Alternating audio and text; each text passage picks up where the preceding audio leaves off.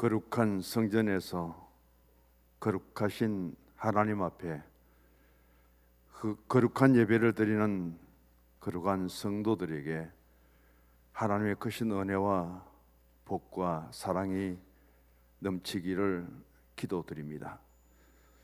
아버지 하나님, 예배 순서 가운데 위원으로 세워주시며 이 예배를 위하여 대표 기도를 드린 장로님의 간구하심을 주님께서 들으시사 우리의 교회 공동체 속에 믿음으로 살아가는 저들에게 큰 힘이 되게 하시고 주의 응답이 이곳에서 기도하는 성도들의 간구하심 속에 늘 이루어지기를 원합니다.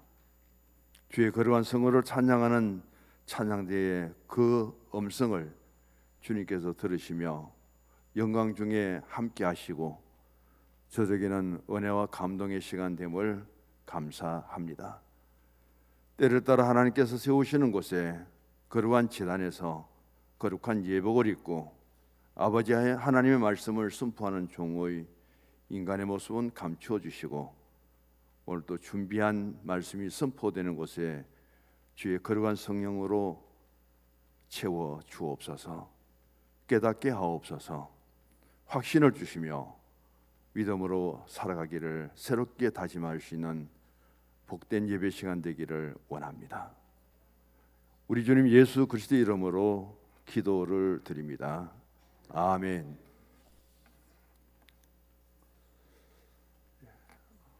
우리 하나님 앞에 한번 고백을 드립시다.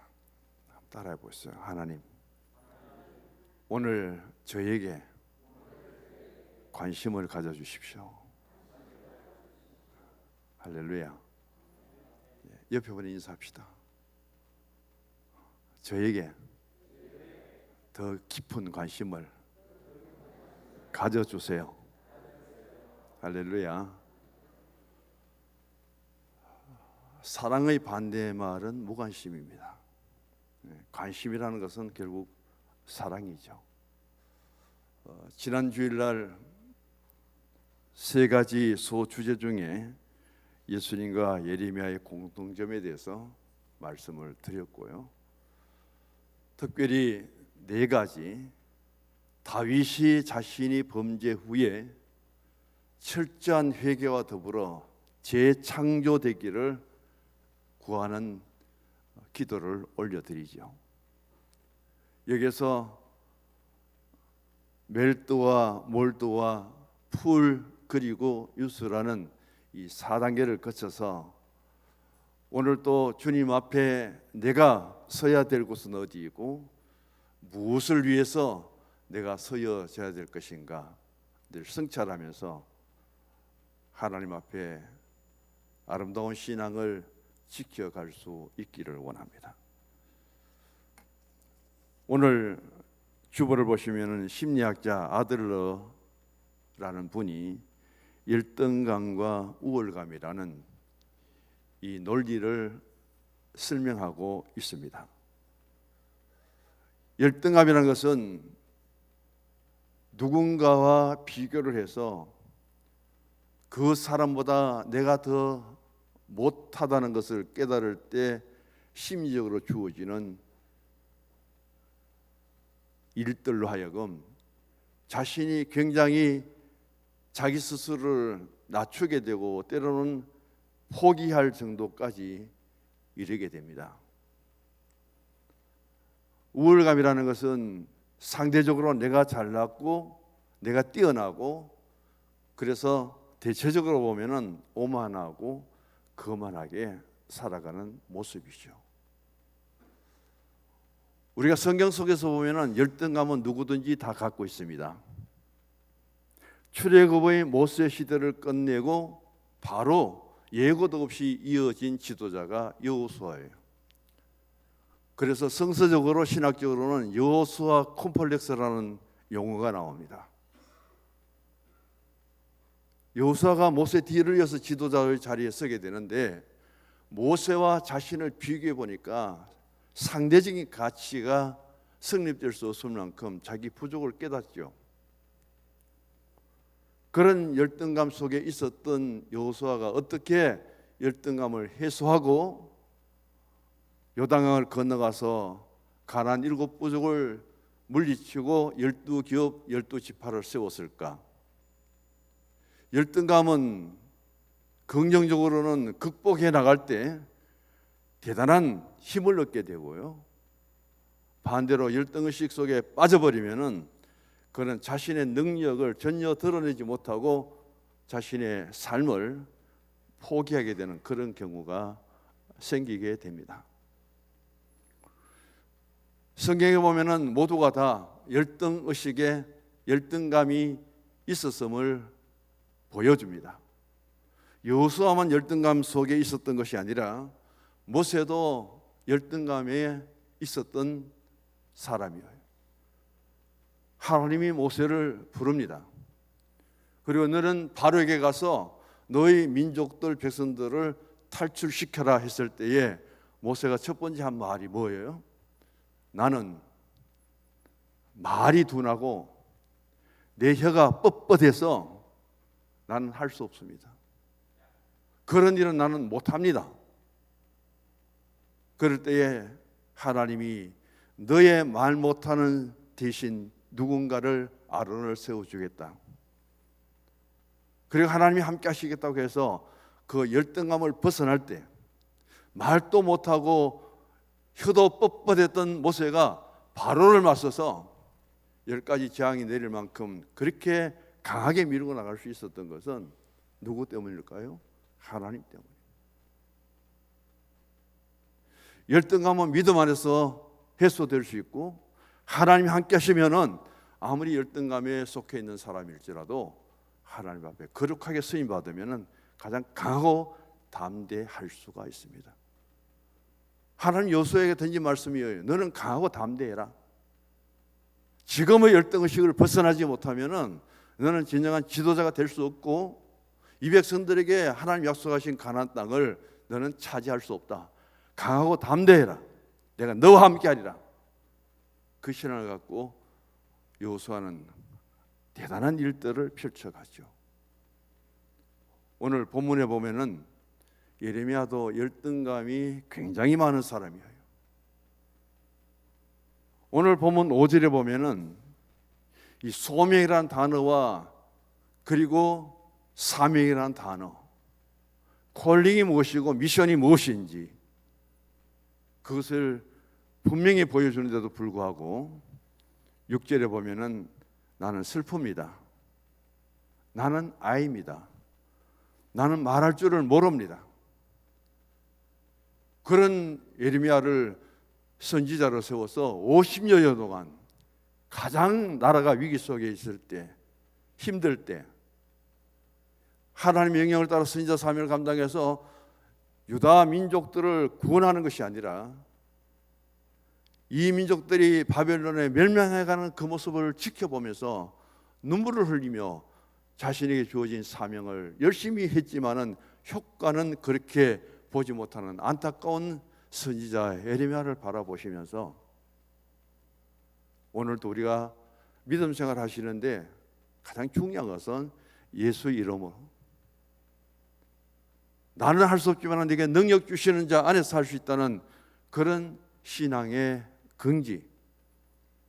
그래서 하나님은 그 모세를 세웠는데 모세가 얼마나 훌륭한 지도자가 되었습니까? 나는 아이라고 그렇게 망설이고 도저히 선지자로 설 수 없다고 했던 예레미야를 세웠을 때 얼마나 위대한 선지자가 되었습니까? 나는 모세하고 비교해서 도저히 모세의 뒤를 이어 지도자가 될 수 없다고 그렇게 열등 컴플렉스를 갖고 있는 이 여호수아에게 강하고 담대한 믿음, 임마누엘 하나님이 함께 하심, 그것을 통해서 자신의 주어진 그 사명을 헤쳐가는 모습들을 바라볼 때요, 오늘 저도 우리 성도님들도 다 열등감을 갖고 있을지라도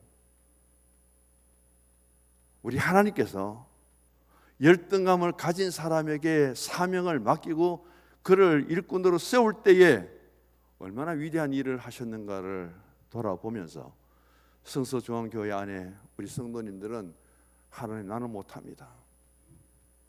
나는 말도 할 줄 모르고요. 나는 나이는 많이 먹었지만 아이 같고요. 나 대신 누군가를 보내주시고요. 그런 신앙을 버릴 수 있기를 원합니다. 왜냐하면 하나님이 함께 하시면, 열등감이 있는 그 사람을 부르셔서 하나님이 세우시면, 하나님이 함께 하시면 못할 일이 없기 때문이에요. 하나님, 나는 굉장히 우월감을 갖고 있습니다. 나는 대단한 사람입니다. 나는 대단한 능력자입니다. 성경 어디에서 하나님이 그런 사람을 선택해서 위대한 일꾼으로 사용하셨는지 찾아보시면 저에게 알려주시기 바랍니다. 이 성서적인 원리예요. 두 번째 보시기 바랍니다. 소명과 사명입니다. 이 소명과 사명, 부를 소자에 목숨 명자고요. 또 사명은 시킬 사자, 심부름할 사자의 목숨 명자입니다. 여기서 중요한 것은 소명입니다. 누가 불렀느냐? 누가 나를 불렀느냐? 오늘 교회 안에서 나를 신앙으로 부른 사람은 하나님이에요. 소명은 누가 불렀느냐는 것이 중요한 거예요. 사명은 뭐냐? 누가 너에게 무슨 일을 맡겼느냐는 거예요. 간단하게 정리하면은 하나님이 부르셔서 우리는 하나님의 백성이 되었습니다. 하나님의 백성이 되었는데, 그렇다면은 너에게 하나님이 맡기신 일은 무엇이냐? 거기에 대답할 수 있어야 돼요. 그게 사명이에요. 하나님이 우리를 불렀는데 어떤 일도 맡기지 않아요. 내가 한 일은 아무것도 없어요. 그러면 부름받은 자 앞에 내가 할 일을 명령받지 못하고 나는 한 일이 없고, 성경 어디에 나옵니까? 마태복음 25장에는 주인이 불렀습니다. 5달란트, 2달란트, 1달란트를 맡깁니다. 누가 불렀습니까? 주인이 불렀어요. 그리고 주인이 다시 돌아옵니다. 뭘 했느냐? 이 종들에게는 부름도 받았고 자기에게 맡긴 일도 있어요. 근데 맡긴 일에 대해서 주인이 돌아와서 다시금 얼마를 남겼느냐, 무엇을 해서 어떻게 남겼느냐 계산될 때에 1달란트 받은 종의 그 모습을 바라보시고요. 누가 19장에 보면 문화 비유가 나옵니다. 10명을 똑같이 불러서 한 문화씩을 줍니다. 그런데 그 귀인이 돌아왔을 때는 7문화, 7명, 7문화, 한 문화를 받았던 7사람은 나타나지도 않아요. 아예 계산되는 자리에도 나타나지도 않습니다. 어디에서 뭘 하는지 성경도 아예 드러내지도 않아요. 3명이 왔습니다. 한 문화로 10문화를 남겼죠. 한 문화로 5문화를 남겼죠. 한 문화 그대로 갖고 있습니다. 여기서 소명과 사명이 무엇인지를 분명히 알아야 돼요. 누구든지 콜링 부르시면 받을 수 있는데 누구든지 사명자가 될 수 있다는 것은 아니라는 거예요. 모두가 성서중앙교회 교인들은 될 수 있지만은 누구나 다 충성하고 헌신하고 그런 일꾼이 된다는 것은 아니라는 거예요. 그것은 내 개인에게 주어진 자유의지입니다. 그래서 반드시 언제 주님 오실 때에 그 심판대 앞에서 주님이 묻습니다. 내가 너를 불렀다. 내가 너에게 맡긴 것이 있다. 무엇을 했느냐? 무엇을 남겼느냐? 그 앞에서 어떻게 대답하실래요? 그 콜링과 미션에 대한 것들이 내 신앙 속에 채워져 있고 이해가 된다면은 신앙생활, 교회 생활을 내 마음대로 할 수 없어요. 그런 신앙 의식이 가꾸어지는 것이 가장 중요한 신앙의 교육이고, 교회 교육이라는 것은 다른 것이 아니라 제자화 되어서 하나님이 나를 불렀다는 그 신앙의 고백 속에 하나님이 나에게 무엇을 맡겼느냐, 내가 한 그 일에 대해서 마지막 계산하고 주님 앞에 섰을 때에 거기에 대한 내 스스로의 행한 일에 우리가 쓸 수밖에 없다는 것을 생각하면은 다시금 마음을 가다듬고요, 신앙을 정립하고요, 우리는 재창조되는 그런 신앙의 영역에 들어가서 새로운 신앙을 아마 결단하고 다짐해야 되지 않을까, 그런 생각을 가져봅니다. 오늘 두 번째입니다. 사명자로 세우시기 위해 하나님은 이 예배에 나를 부르신다. 예레미야 25장 11절과 13절을 보시면은 하나님이 누구에도 가르쳐 주지 않는 비밀을 예레미야에게 들려주어요. 이 유다 백성들을 70년 동안 다른 나라의 왕을 섬기도록 그렇게 할 것이다. 그 다음 70년이 지나면 그 나라는 제약으로 해서 내가 완전히 망하도록 만들어 버릴 것이다. 그러니까 이제까지 지은 유다 민족들의 죄와 우상숭배와 하나님을 멀리 떠났던 그 일들, 지금도 하나님을 믿지 않습니다. 의지하지 않아요. 어디를 의지해요? 애굽을 의지합니다. 애굽을. 그래서 예레미야는 뭘 이야기하냐면은 그 하나님의 성을 들었잖아요. 바벨론이 쳐들어오거든 무조건 항복해라. 하나님이 그렇게 가르치는 거예요. 애굽을 의지하고 하나님을 의지하지 않는 상태 속에서 바벨론이 1차, 2차, 3차 침공을 하는데 바벨론이 쳐들어오면은 무조건 항복해라. 선지자가 하나님의 명령을 받고 나서 바벨론이 쳐들어오면은 우리는 무조건 항복하고 바벨론의 식민지가 되어야 된다. 포로가 되어야 된다. 그렇게 선포를 하니까 유다 백성들은 그걸 받아들이지 않아요. 나라를 팔아먹어도 유분수지. 우리나라 이완용이 매국노잖아요. 유다 민족의 최고 매국노는 누구냐? 예레미야라는 거예요.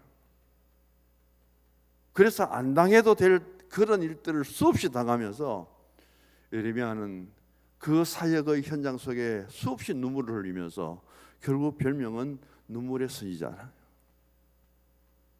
그런 하나님 말씀을 유다 백성들에게 전했는데도 불구하고 유다는 항복하지 않았죠. 전쟁에 철저하게 패하해 버리죠.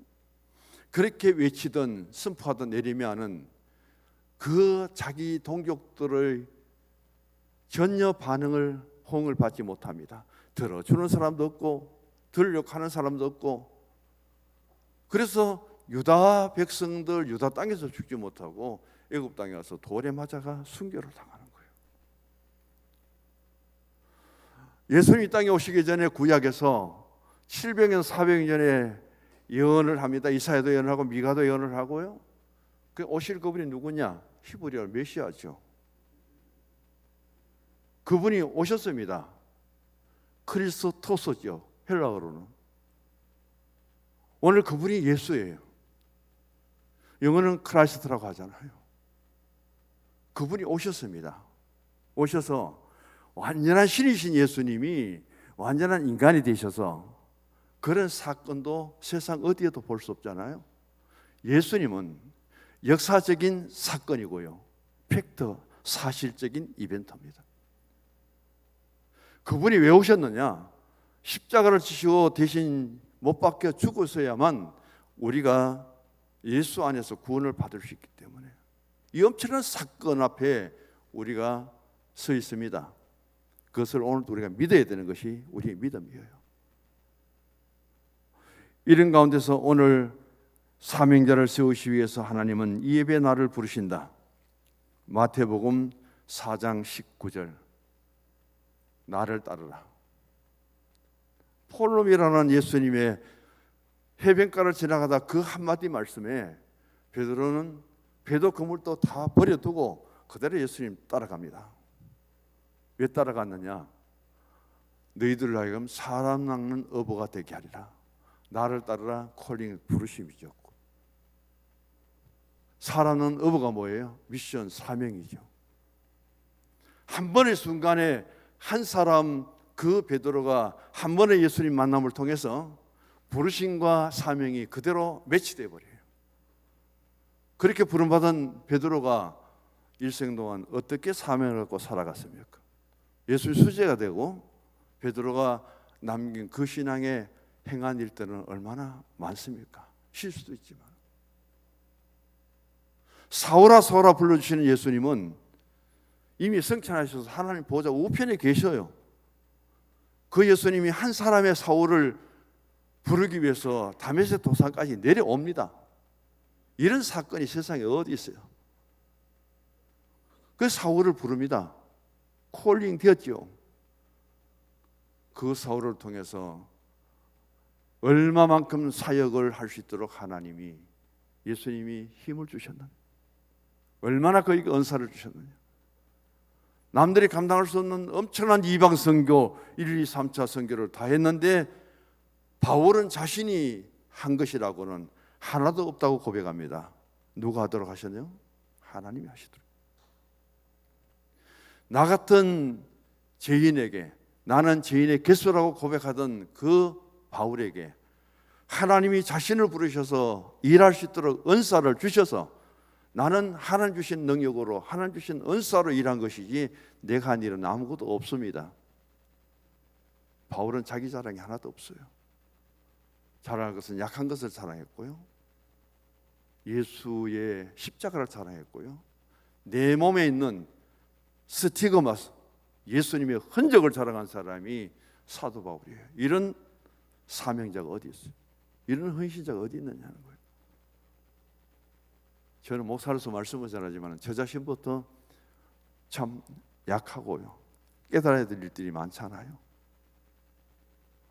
수십 번, 수백 번 설교를 준비하고 설교를 하면서도 한 번 예수님과의 콜링과 미션을 이루어진 베드로나 그리고 사도 바울이나 예레미야나 모세나 그리고 여호수아 비교하면 비교할수록 저는 열등의식에 그대로 빠져버릴 수밖에 없어요.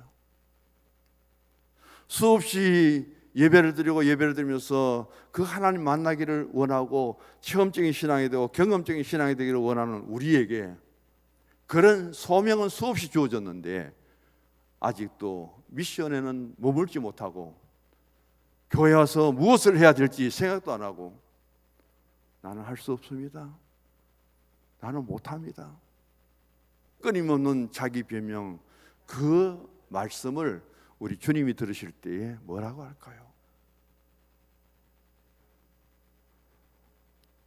저는 복음의 사람 예배자로 살게 하소서 이 말씀을 통해서 쭉 많은 것을 보게 됩니다. 오늘 주일로 이 예배를 끝내려고 그랬는데 회복을 위한 예배가 아직도 못해갖고 할지 못할지는 다음 주에 결정하겠습니다. 왜냐하면 다음 주가 지나면은 사순절이 시작돼요. 이런 가운데 우리의 모든 신앙과 삶 속에 절기라는 것은 그때마다 대단한 의미를 우리에게 가져다 주고 있습니다. 정리를 할게요. 마태복음 4장 19절에 갈릴리 바닷가를 지나가서 예수님은 한 사람 만나요. 지금 현장에서 열심히 일하는 사람이에요. 노는 사람이 아닙니다. 앉아있는 사람이 아니에요. 베드로를 향해서 나를 따르라. 그 한마디의 부르심에 왜 불렀느냐? 너는 고기 잡는 사람이 아니라 사람 낚는 어부가 되게 하리라.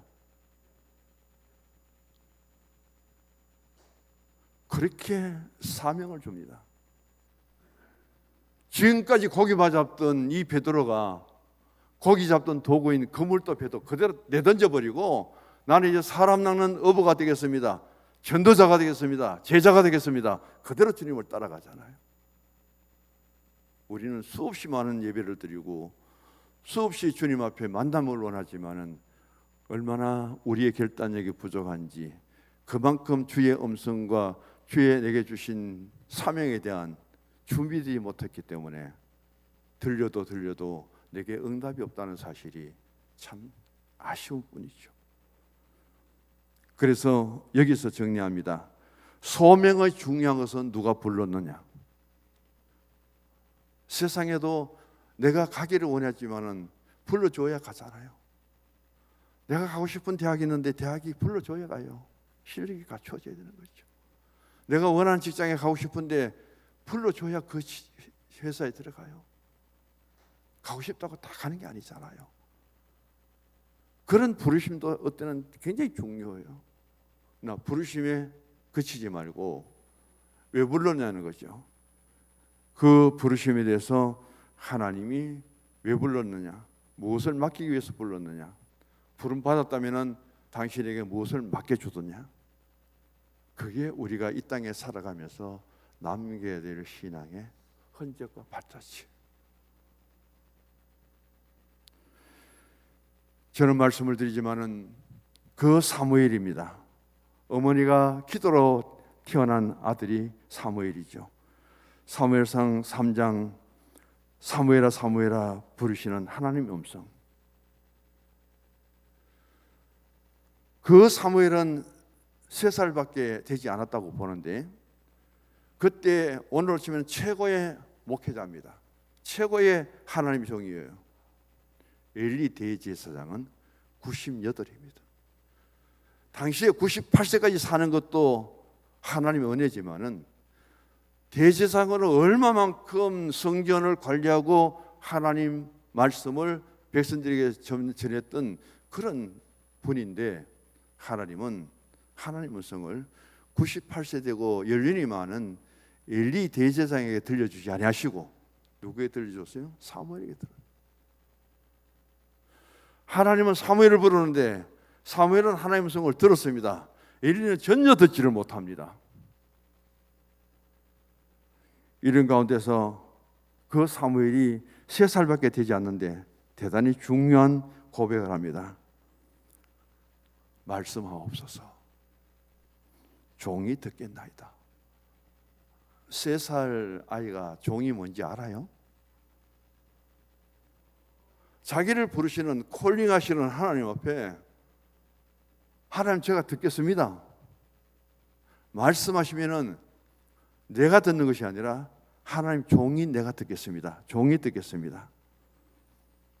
그런 사무엘을 사사시대의 마지막 사사로 그리고 제사장으로 선지자로 세우셔서 이스라엘 왕국을 세우는 그 중심에 그가 한 사역, 그가 남긴 미션은 위대하죠.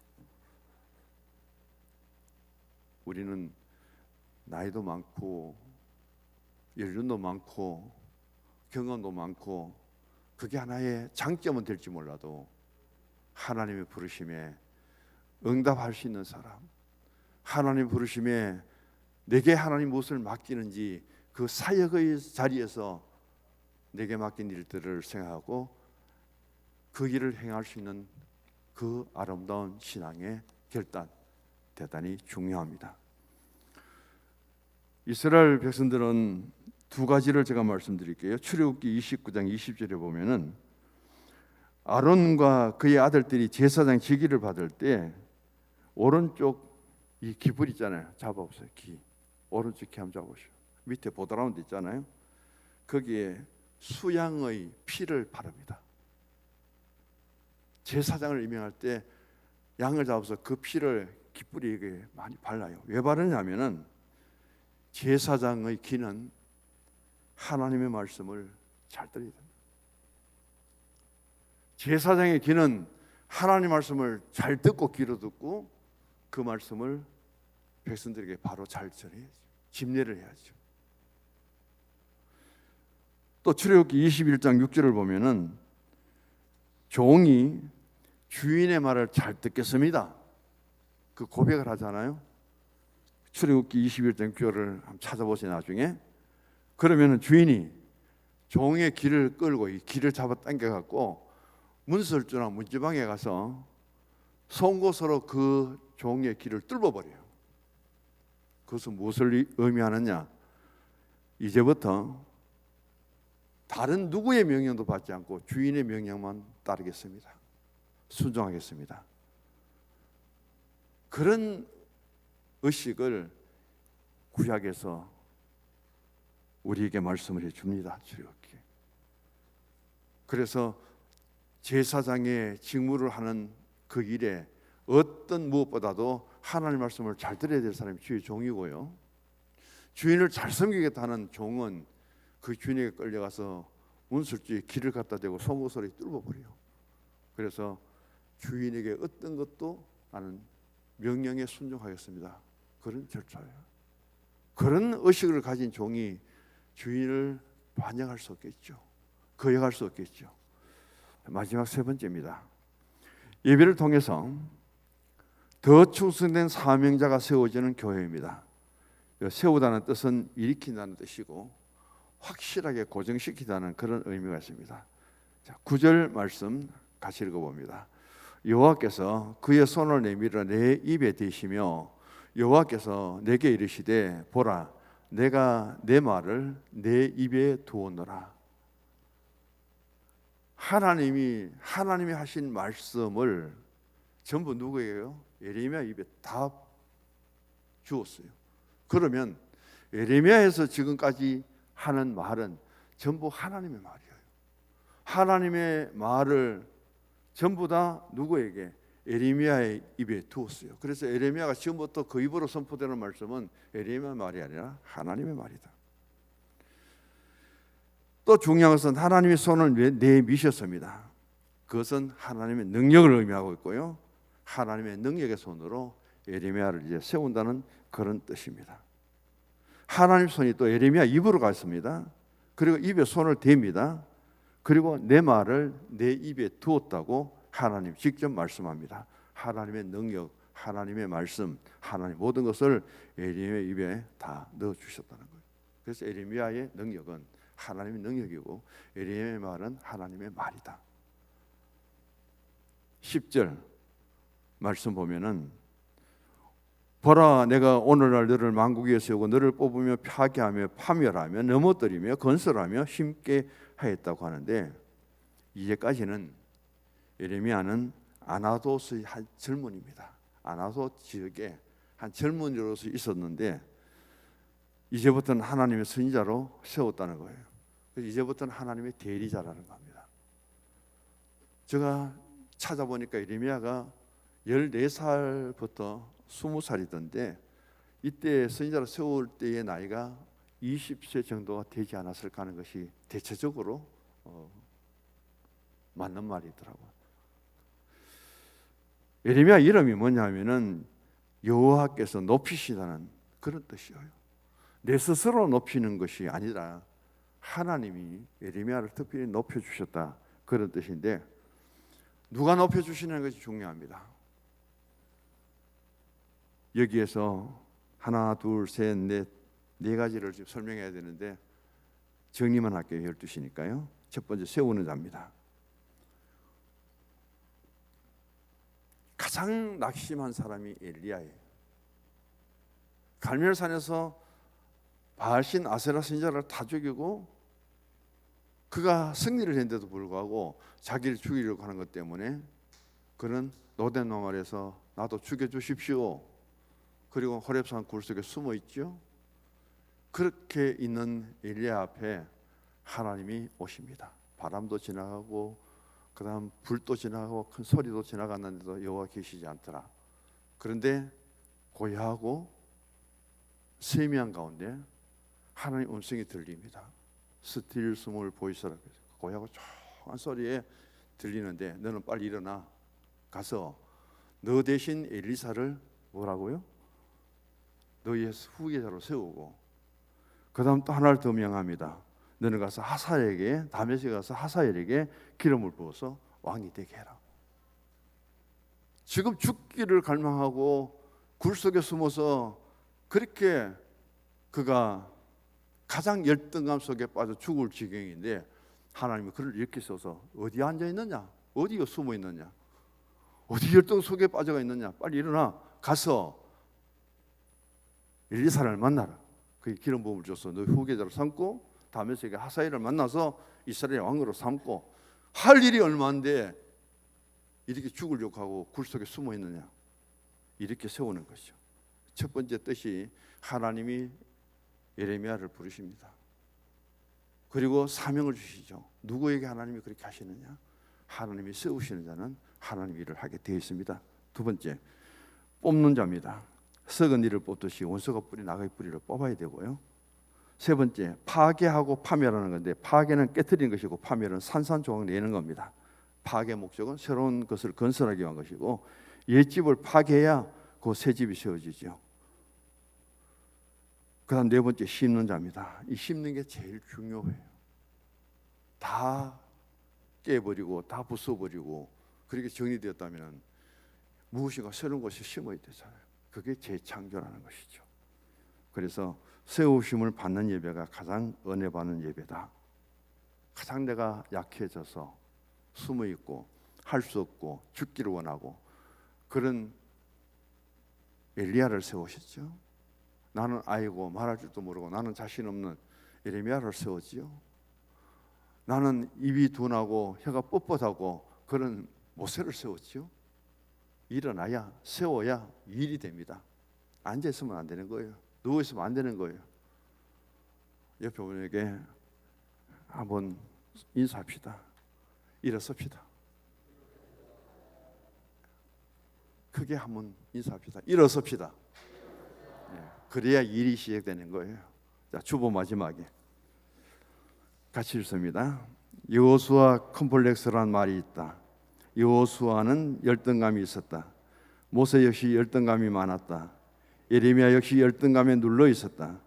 모세가 말할 줄 몰랐지만 하나님이 예레미야가 자기는 아이라 했지만 하나님이 세우시니 훌륭한 선지자가 되었다.